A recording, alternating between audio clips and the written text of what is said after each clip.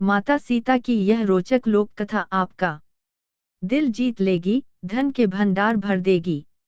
यह कहानी सीता माता कहती थी और श्री राम इसे सुना करते थे।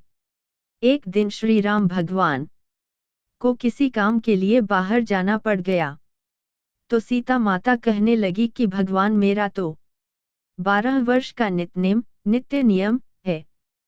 अब आप बाहर जाएंगे तो मैं अपनी कहानी किसे सुनाऊंगी। श्री राम ने कहा कि तुम कुएं की पाल पर जाकर बैठ जाना और वहां जो औरतें पानी भरने आएंगी उन्हें अपनी कहानी सुना देना। सीता माता कुएं की पाल पर जाकर बैठ जाती हैं। एक स्त्री आई, उसने रेशम की जरी की साड़ी पहन रखी थी और सोने का घड़ा ले रखा था। सीता माता उसे देख कहती हैं कि बहन मेरा 12 वर्ष का नित्य सुन लो। पर वह स्त्री बोली कि मैं तुम्हारा नित्य सुनूंगी तो मुझे घर जाने में देर हो जाएगी और मेरी सास मुझसे लड़ेगी। उसने कहानी नहीं सुनी और चली गई। उसकी रेशम जरी की साड़ी फट गई, सोने का घड़ा मिट्टी के घड़े में बदल गया। सास ने देखा तो पूछा कि ये किसका दोष अपने सिर लेकर आ गई है। बहू ने कहा कि कुएं पर एक औरत बैठी थी, उसने कहानी सुनने के लिए कहा लेकिन मैंने सुनी नहीं, जिसका यह फल मिला। बहू की बात सुनकर अगले दिन वही साड़ी और घड़ा लेकर सास कुएं की पाल पर गई। सास को वहीं माता सीता बैठी मिली तो माता सीता ने कहा कि बहन मेरी कहानी सुन लीजिए। सास बोली कि एक बार छोड़, मैं तो 4 बार कहानी सुन लूंगी।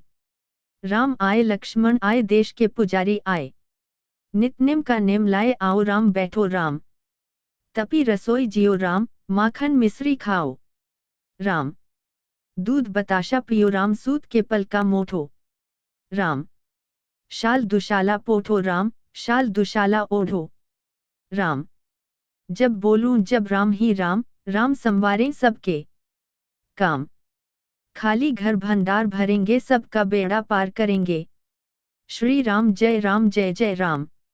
सास बोली कि बहन कहानी तो बहुत अच्छी लगी। कहानी सुनकर सास घर चली गई और उसकी साड़ी फिर से रेशम जरी की बन गई। मिट्टी का घड़ा फिर सोने के घड़े में बदल गया। बहू कहने लगी सासू माँ, आपने ये सब कैसे किया।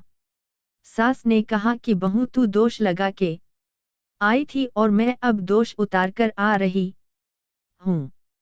बहू ने फिर पूछा कि वह कुएं वाली स्त्री कौन है। सास बोली कि वे सीता माता थीं।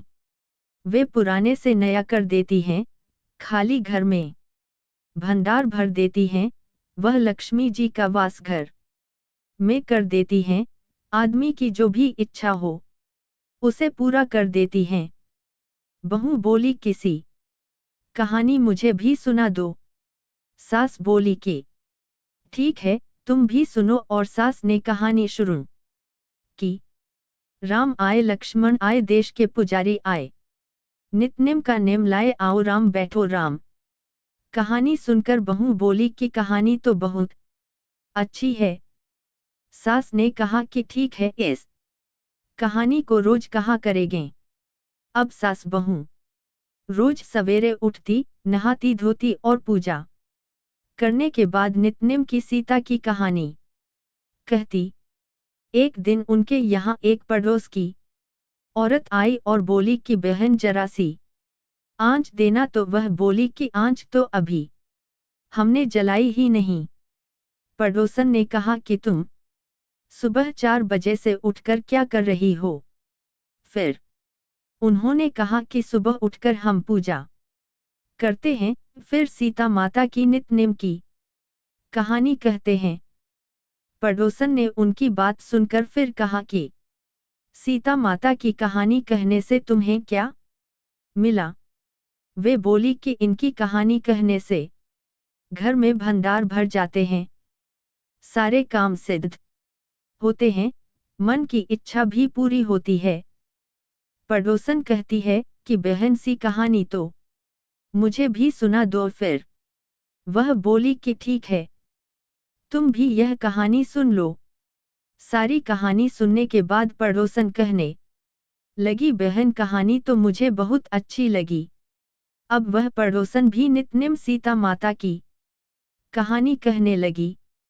कहानी कहने से सीता माता ने पड़ोसन के भी भंडार भर दिए। अब तो पूरे मोहल्ले में नित्नेम की कथा चल पड़ी। हर किसी की मनोकामना पूरी होने लगी। हे सीता माता, जैसे आपने उनके भंडार भरे, वैसे ही आप हमारे भी भंडार भरना। कहानी सुनने वाले के भी और कहानी कहने वाले के भी। उत्तर प्रदेश, बिहार, हिमाचल प्रदेश और हरियाणा के कुछ क्षेत्रों में आज भी यह कथा सीता जयंती पर चाव से सुनाई जाती है। आशा करती हूँ आपको यह वीडियो पसंद आई होगी। अगर आपको यह वीडियो पसंद आई हो तो हमारे चैनल को सब्सक्राइब करके बेल आइकन जरूर दबाएं। लाइक शेयर कमेंट करना न भूलें।